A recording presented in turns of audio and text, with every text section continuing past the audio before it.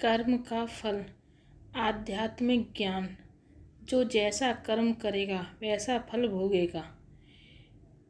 एक बार पार्वती माता भगवान शिव शंकर के साथ पद यात्रा पर विश्व भ्रमण के लिए निकली। विश्व में अनेक स्थान घूमने के बाद पार्वती माता थक गईं और भगवान शिव से थोड़ी देर विश्राम करने को कहा। भगवान शिव ने विश्राम करने के लिए हामी भरी और दोनों एक पीपल के पेड़ के नीचे बैठ गए।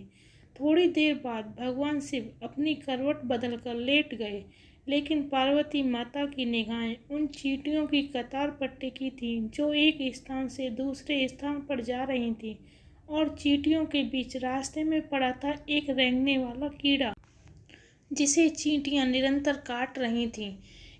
कीड़ा अपनी रक्षा करने में असमर्थ था क्योंकि चींटियां अनेक थीं। कीड़ा अत्यधिक पीड़ा में था, वह अपनी रक्षा करने के लिए झटपटा रहा था।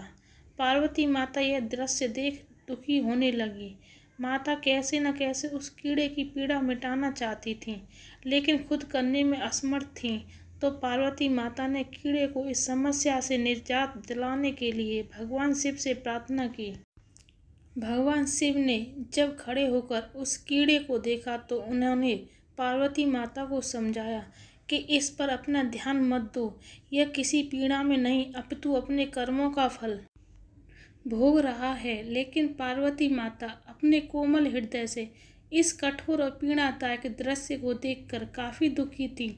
उन्होंने भगवान शिव से उस कीड़े की पीड़ा मिटाने के लिए लगातार प्रार्थना की, लेकिन भगवान शिव भी उन्हें यही समझाते रहे कि इस पर ध्यान केंद्रित तो मत करो, यह अवश्य ही अपने कर्मों का फल भोग रहा है।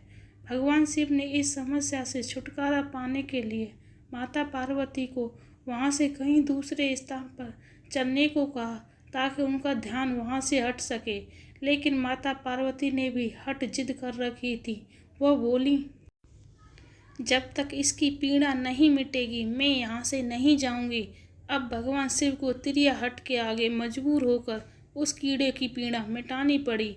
भगवान शिव बोले, पार्वती ठीक है, मैं इसका कष्ट मिटा रहा हूँ, अगर बाद में यह कुछ गड़बड़ करे तो मुझे दोष मत देना।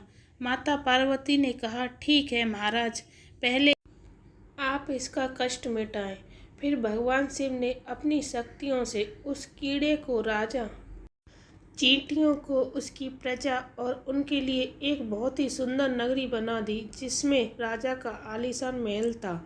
अब यहाँ से उस राजा की वास्तविकता शुरू होती है, जिस कारण उसे एक कीड़े के रूप में पीड़ा मिल रही थी। अब जब सब कुछ बनकर तैयार हो गया, तब भगवान शिव ने राजा, जो पहले कीड़ा था, से कहा, भाई अब तू अपना राजपाट संभाल, हम चलते हैं।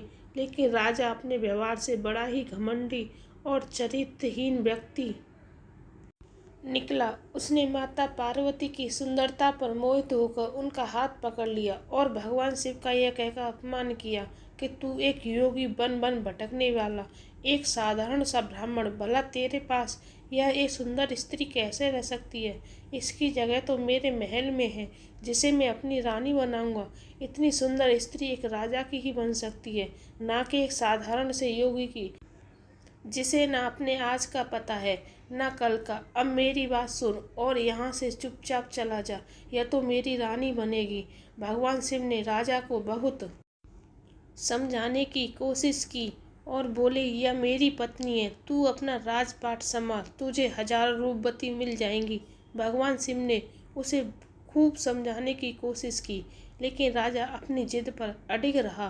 तो भगवान शिव ने कहा, ठीक है राजा, तुम अपनी रानी बना लो, मैं चलता हूँ।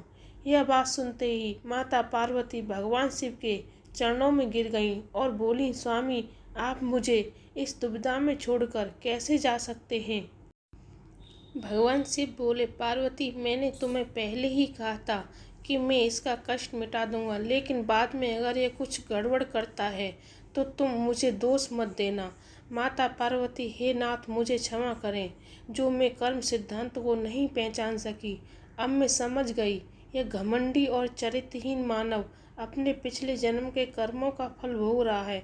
इस क्रूर मानव ने अवश्य ही अपने जीवन में अनंत पाप किए होंगे, जिसका दंड इसे इस कीड़े के रूप में भुगतना पड़ रहा है। भगवान शिव प्रसन्न हुए कि चाहे पार्वती ने जीत करके ही इसका कष्ट मिटाना चाहा, परंतु अब वह कर्म सिद्धांत को समझ चुकी थी। फिर भगवान शिव ने अपनी शक्तियों से परिस्थितियां पहले जैसी कर दी। राजा को वही कीड़ा और प्रजा को वही चींटियां बनाकर उसके कर्म सिद्धांत को उसके हाल पर छोड़ दिया। अब माता पार्वती भी राजी राजी भगवान शिव के साथ अपना पुनः भ्रमण करने के लिए चल पड़ी।